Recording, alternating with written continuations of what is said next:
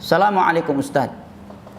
Waalaikumsalam warahmatullahi wabarakatuh. Semalam ana baru saja menolak orang yang mau mengobati ayah saya yang sudah lama sakit, tidak bisa bergerak lagi. Katanya ayah saya ada ikatan dengan jin. Mereka mengatasnamakan pengobatan Islami. Namun setelah pembicaraan cukup lama, ana menemukan keganjalan. Katanya si pengobat bisa tahu obrolan dari jarak jauh. Pertanyaannya, apakah sudah benar yang saya pikirkan kalau dia adalah bagian dari kesyirikan dukun? Dia dukun karena ngaku tahu perkara gaib, menunjukkan dia memelihara jin untuk mengetahui hal-hal yang jauh darinya. Ini dukun, jangan percaya. Hati-hati dengan dukun masa sekarang, baik di Timur Tengah maupun di luar Timur Tengah. Para ulama kita amat kerap memperingatkan hal ini. Kata Syekh Saleh, kata Syekh Abdul Aziz Ar-Rais, bagian para dukun masa sekarang ada yang pakai jubah, ada yang berjenggot, dan ada yang celana cingkrang. Bagaimana mendeteksi mereka itu adalah para pendukun, orang-orang yang melakukan kesyirikan atau berada di atas akidah yang menyimpang? Secara umum dengan kita belajar akidah. Karena dengan kita belajar akidah yang sahih, kita akan mengenal akidah yang rusak. Yang kedua, apabila mereka sudah mulai mengaku tahu perkara gaib. Orang yang mengaku tahu perkara gaib, dia adalah kahin atau arraf, dukun atau tukang ramal, yang hukumnya sama dalam Islam. Karena di dalam banyak ayat dan hadis Allah telah menerangkan bahwa perkara gaib hanya Allah yang mengetahuinya. Qul la ya'lamu man fis samawati wal ardi ghaiba illallah wa ma yash'uruna ayyana yub'atsun. Nabi juga menyatakan, man ataka kahinan aw 'arrafan fasaddaqahu bima yaqul faqad kafara bima unzila ala Muhammad. Barang siapa yang datang kepada dukun, dan dukun sekarang tidak lagi perlu didatang ke rumahnya, kata sebagian para ulama, dan juga realita membuktikan demikian. Ada di handphone, melalui aplikasi-aplikasi, ada di medsos yang bisa dibuka dan ditayangkan di televisi.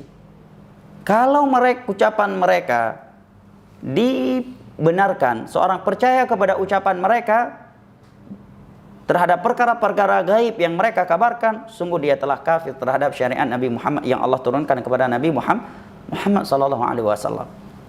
Karena di antara syariat yang Allah turunkan kepada Nabi Muhammad adalah al-kufru bit-taghut. Dan dukun, para tukang ramal adalah tagut, bahkan tokohnya tagut, kata Imam Ibnu Qayyim. Dari antara syariat yang Allah turunkan kepada Nabi Muhammad adalah firman-Nya, qul la ya'lamu man fis samawati wal ardi ghaiba illallah. Tiada yang mengetahui perkara gaib di langit dan di bumi kecuali Allah Jalla wa ala, alimul ghaibi fala yudhiru ala ghaibihi ahada. Para nabi saja diperintahkan oleh Allah untuk menyatakan diri mereka tidak tahu perkara gaib, sebagaimana yang Allah perintahkan kepada Nabi kita sallallahu alaihi wasallam, walau kuntu a'lamul ghaiba lastaghfartu minal khair wa ma masani yasu. Andai kata aku tahu perkara gaib, sungguh aku akan memperbanyak kebaikan dan tidak akan terkena suatu kejelekan. Adapun perkara gaib yang mereka kabarkan itu karena wahyu dari Allah Jalla wa ala, dan selain para nabi tidak ada yang mendapatkan wahyu dari Allah Jalla wa'ala. Maka sikap anda sudah benar. Hati-hati, saya tegaskan kembali, hati-hati dengan para dukun dan tukang ramal masa ini. Kalau dia sudah mengaku tahu perkara gaib, ini biasanya kahin yang kayak ini, langsung ngaku.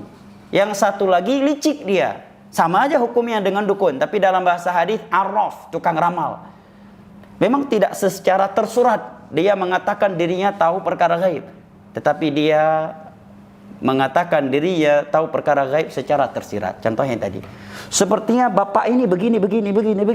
Dulu bapak pas masih kecil begini demikian kan? Bapak ini punya sifat demikian, dia punya anak demikian. Yang hal itu perkara gaib untuk dirinya. Oh, bapak ini kalau punya anak lagi akan demikian. Kalau nikah lagi akan demikian. Yang itu perkara gaib. Ya, atau sok-sok meramalkan dengan mencocokkan sesuatu dengan sesuatu yang lain.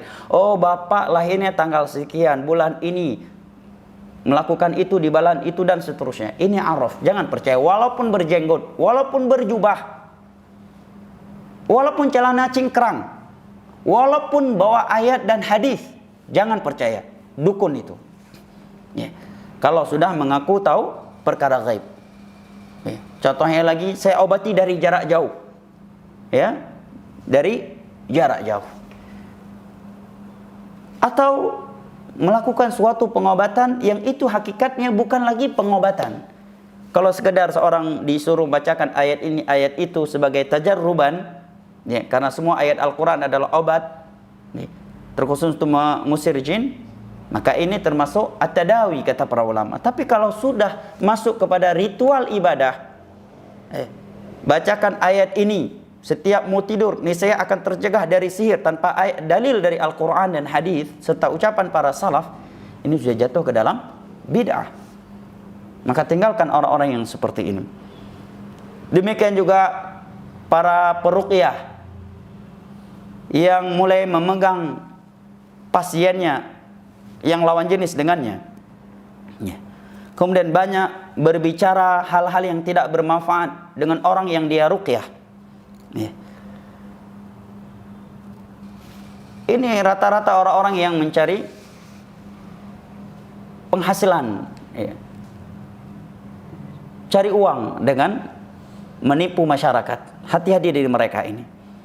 Kalau dia peruqyah yang baik, dia akan beruqyah dengan Al-Quranul Karim, dengan zikir-zikir yang Nabi sebutkan, atau nasihat-nasihat indah kepada orang yang kesurupan tersebut agar dia memperkuatkan hubungan dirinya dengan Allah Jalla wa'ala, dengan menjalankan perintah-perintah, meninggalkan larangan-larangannya, atau menasihat yang tegas untuk jin tersebut. Tidak mengajak komunikasi dan bertanya-tanya dari mana, kenapa, dan seterusnya.